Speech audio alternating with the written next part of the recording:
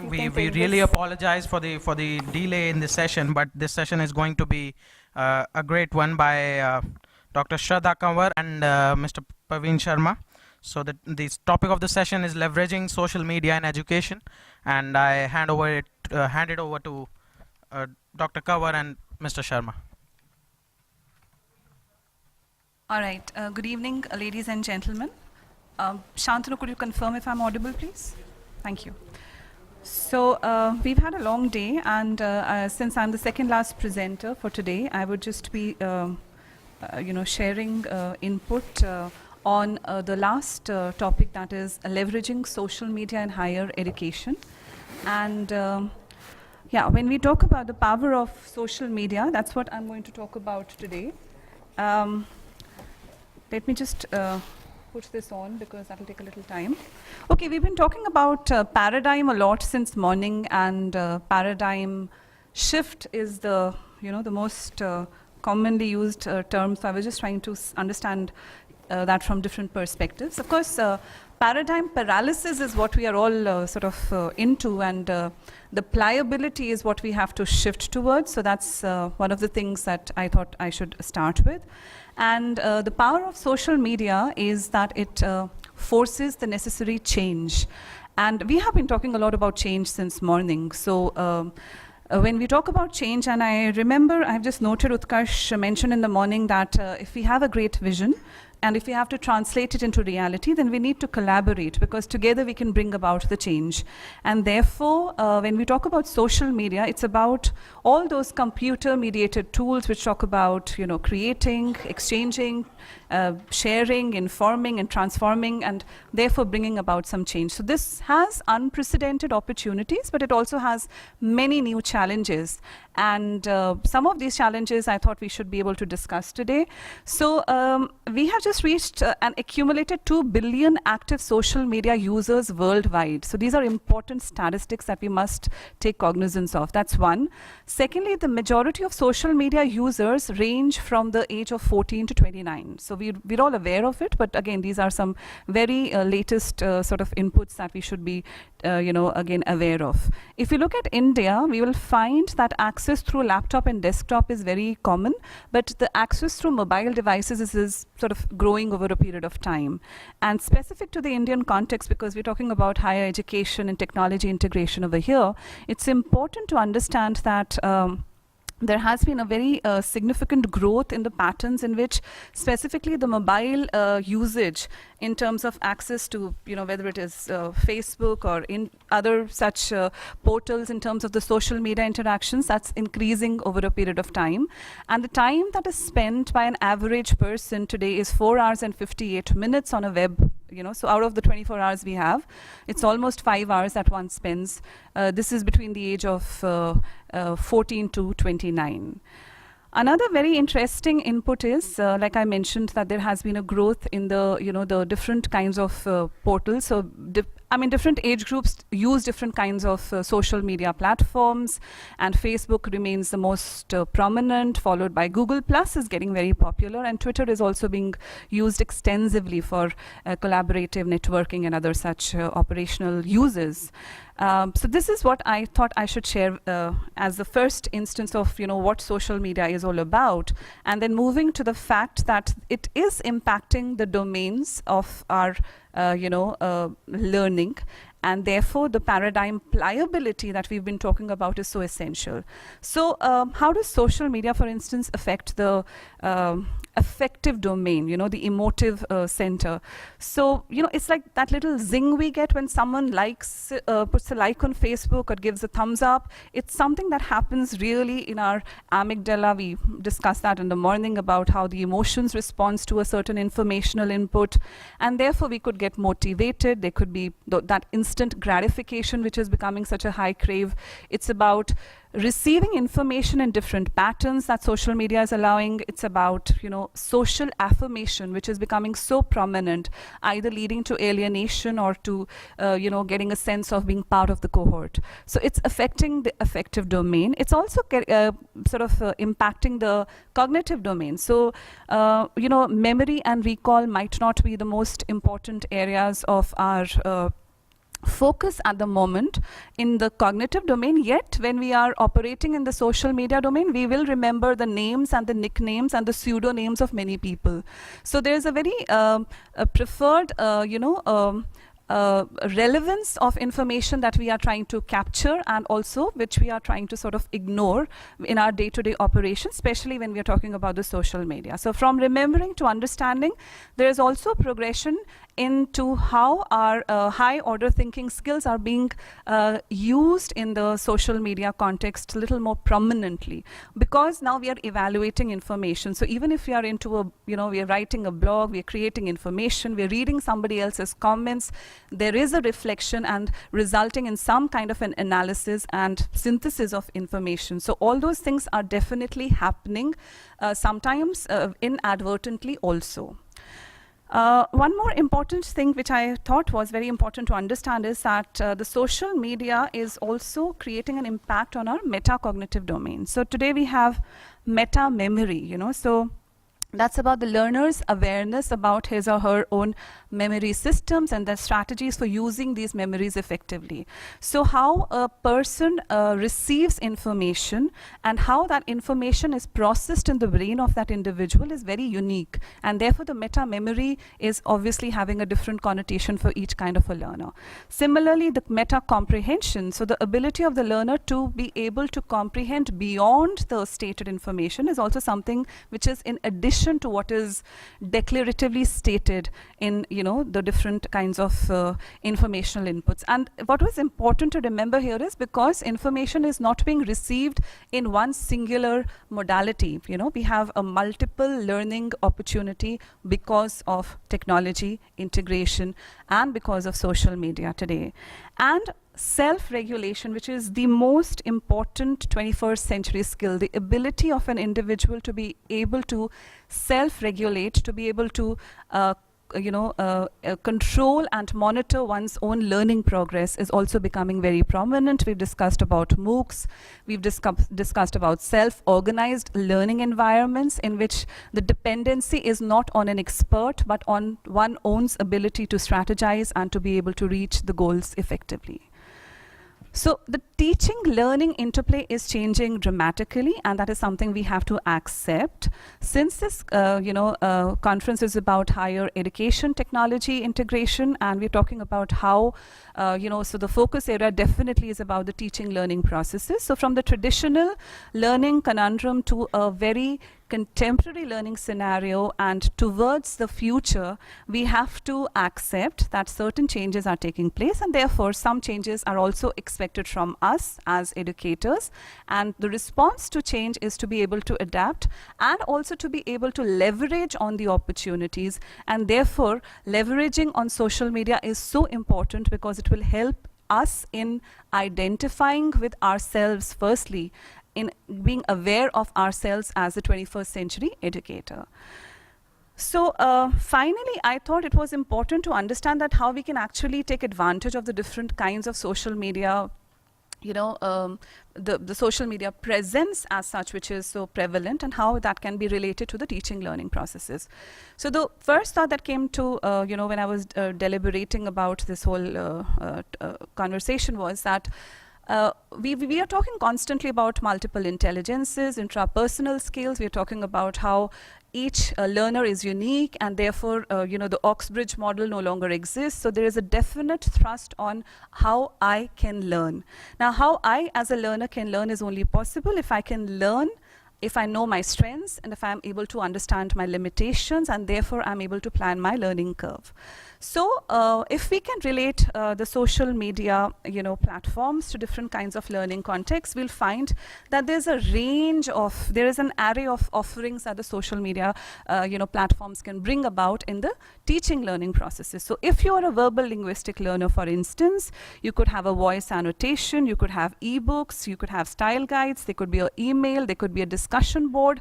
Every such intervention in the classroom can be planned very effectively, and not only in the classroom, it can also help in extending the learning space outside of the classroom, and therefore can be a very useful, intervention to enable learning. For example, Twitter is microblogging. It can help teach about the brevity of content, for instance, or how to, actually condense information in a very simplistic manner.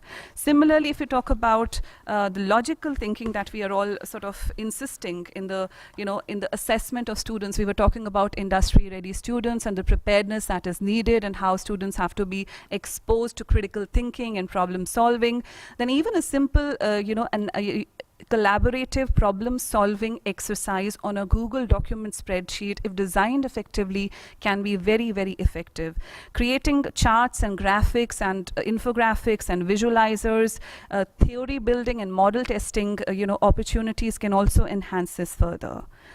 If we talk about the interpersonal intelligence, then there's a very interesting theory I'm sure many of you would be aware of about the 6 degrees of separation, which states that each person on this earth is 6 or fewer acquaintances or links apart.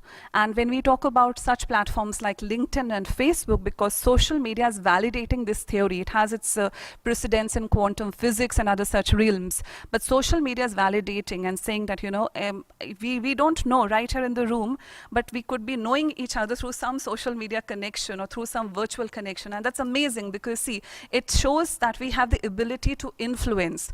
And I right here could probably be impacting 5 people there, who could be impacting 25 people there, and so on. So that's the interpersonal, leverage that we have because of social media, and which we can definitely sort of extend further. Intrapersonal intelligences, which is all about self-reflection. It's about, your own ability to be inwardly directed. It's about, intellectual curiosity that one has in oneself to find out responses and answers not from outside but from within. So when we talk about even a diary journal entry, which comes in the form of a simple tool which can force us to write an entry in an online kind of a platform and maybe share it with somebody, it encourages a very reflected and a self-directed approach. And critical receipt of information from friends and peer groups, again, can be a very interesting input.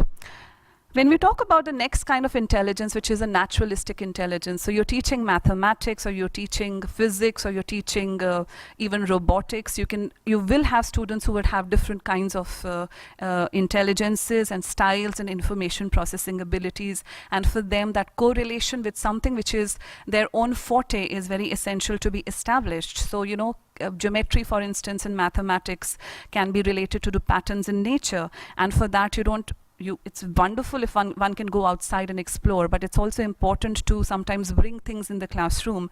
And if we have an online science excursion, or we have adventure blogs, we have virtual field trips, which are so exciting and so interesting, and reflective YouTube videos and wiki projects which allow us to do so. For the visual and spatial intelligence, incidentally, this is the most conspicuous kind of a quality that is being observed in the children of today, because they're into video games, they're a lot into the Second Life, Avatar, and the virtual spaces. So their ability to have that understanding of spatial data is very high, and spatial data in terms of maneuvering in the kinesthetic sense. But if we use this for our teaching purposes of different kinds of concepts and disciplines, it could again bring about a very, very interesting inputs in the classroom. You could have a synchronous interactive map which can be used. It could be used in a Facebook mode. It could be used in what is called Edmodo, which is a more secure mode where the students of schools, etc., could also be included, and the privacies and the protection of their private information is maintained. And similarly, I was talking about the kinesthetic intelligence. You have some very wonderful, peer networked simulations, especially in the medical area, which can be of tremendous advantage to the participants, and can be, they can be archived and they can be used for future learning purposes. Similarly, with musical intelligence, we talk about the impedance, and we talk about how that can be correlated to the chords in the guitar and all that, and that can definitely be done in a virtual platform without having the botheration or making things cumbersome in the true sense. So without the barriers of space and distance and time and everything, we can bring a lot of life into the classroom. With all the restrictions that we keep talking about, and the whole I wouldn't say the pessimism that sometimes we have about not being able to do enough, there are tremendous opportunities for all of us to leverage social media and really contribute towards creating the 4 Cs of the 21st century skills. Thank you.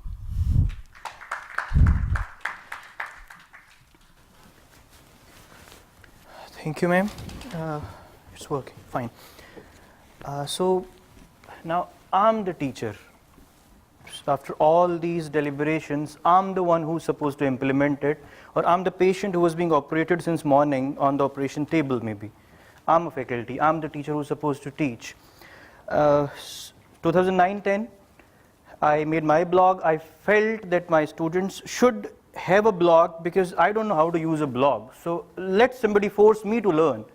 So I made these 4 young gentlemen who have got this EdTech review.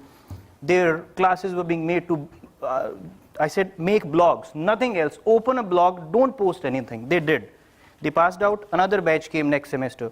Make a blog, post the same assignment that you submit as a printout, because my university will ask that where's the proof, the evidence, the traditional, conventional educational system.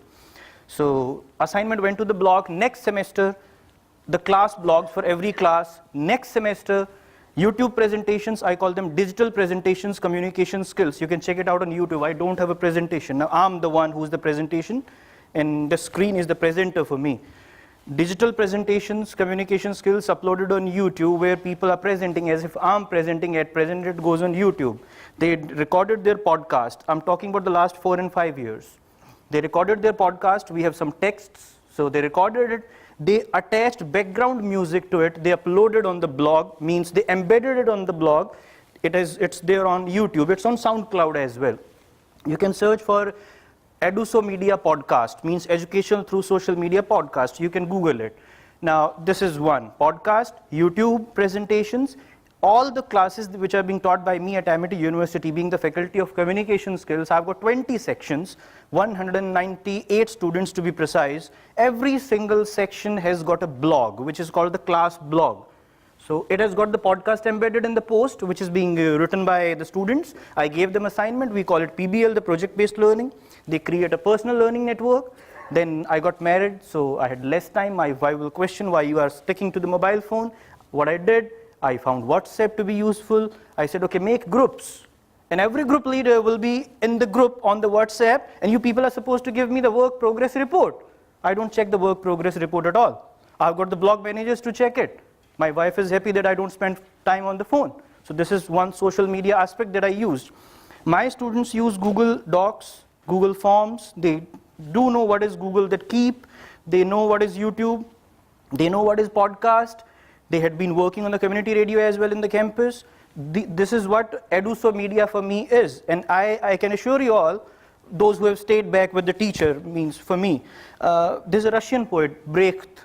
So he said in Hindi, the translated version said that, which I have kept with me for a decade, मैं बड़ी बड़ी शार्कों से लड़ा, shark the means, मैं बड़ी बड़ी शार्कों से लड़ा, बड़े बड़े शेरों को मैंने पछाड़ा, मगर जिन्होंने मुझे हराया वो खटमल थे. So I'm trying to treat those small things. A student says, I'm not comfortable with the YouTube. Okay, fine, opt for another one. I need coffee or tea. They don't have any other option. And I need to be a manipulator, and I'm telling you that I need to be Shakuni or Chanakya, or I need to be a terrorist in a way. Because if people do brainwash to bring them to Eduso Media, I'm not afraid. And I have been using it, and I'm so happy. Collaborative learning, there's a plagiarism check. If they submit a hard copy to me, I have to type it, and there's no other way. They submit it, I select some text, I post it on Google, it takes me somewhere, and surprisingly, the people who came from first semester, out of a class of 60, now I assume that all the things are against me, I'm alone.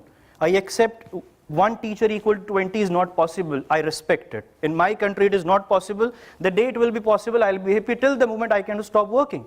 So I accept it. Now they came out, the same uncle, the same Mumbai, the same summer vacations. On the blog, I said, when you are coming from the summer vacations, bring an article about your experiences. So I was delighted. We laughed at in the class, rather than giving them a punishment, that the same uncle, same summer vacations, same eatings or same things. I said, okay, fine, it's funny. So we together laughed, and then the number of people who used to that cut, copy, paste decreased. Now, earlier it was 10% original, 90%, I won't say fake. They did something. They went to a website, they do articles.com, cut, copy, paste. Now this is this. And I really have 10% people who don't work. I'm happy about it. They come, somebody came day before yesterday, said, I make documentaries. And he got the confidence to talk to me just because he's not supposed to come to me for attendance. Because I cater to the needs of connectivity through WhatsApp.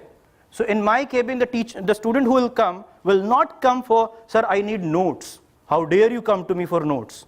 My website is there, or these sources are there, the class blog is already there. I cannot teach you anything. You are 20 years of age, somebody of 20 years of age can teach you. So you talk to your classmates. I'm nobody, I'm a filter.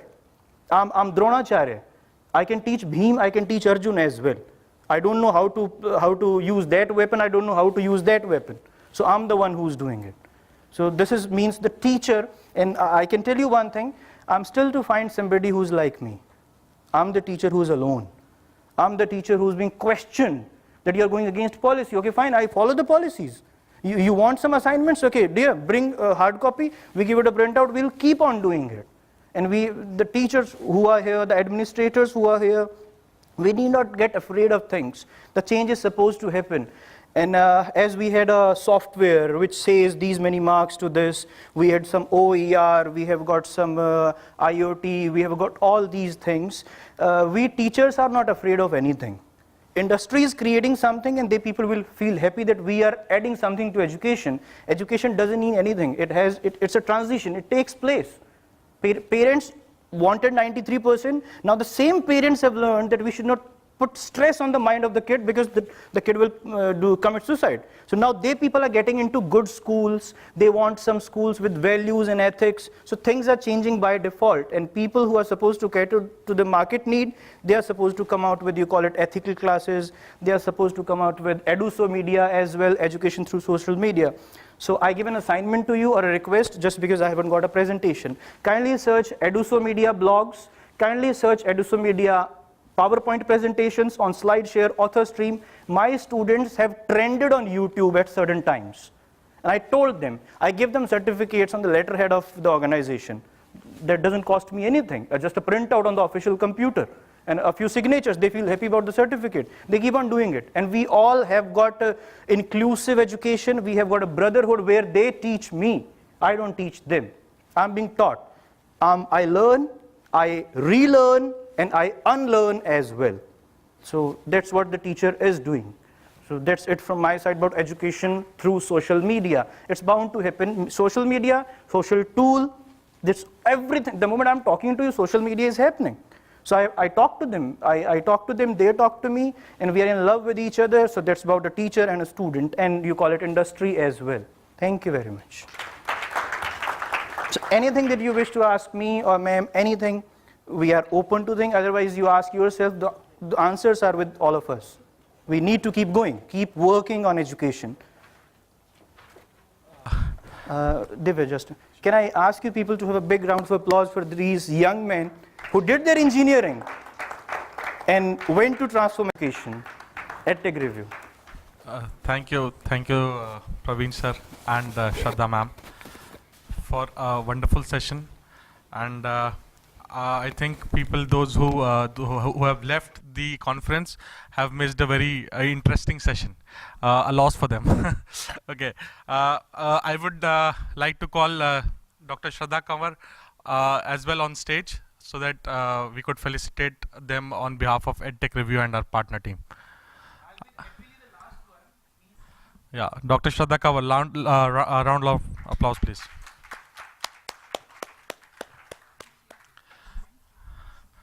Mr. Praveen Sharma.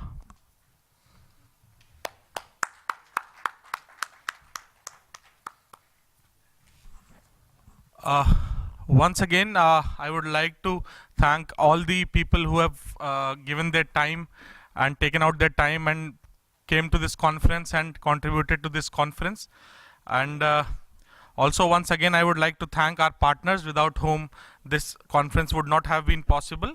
Our associate partner, Unipro Education, and our media partners, Higher Education Review and Curriculum Magazine. And now let's end this conference by taking home many great ideas, and let's discuss today's learning over the cup of tea and coffee and start the community building which we've been talking about the whole day. So thank you, thanks a lot from our side. We conclude the conference. Thank you.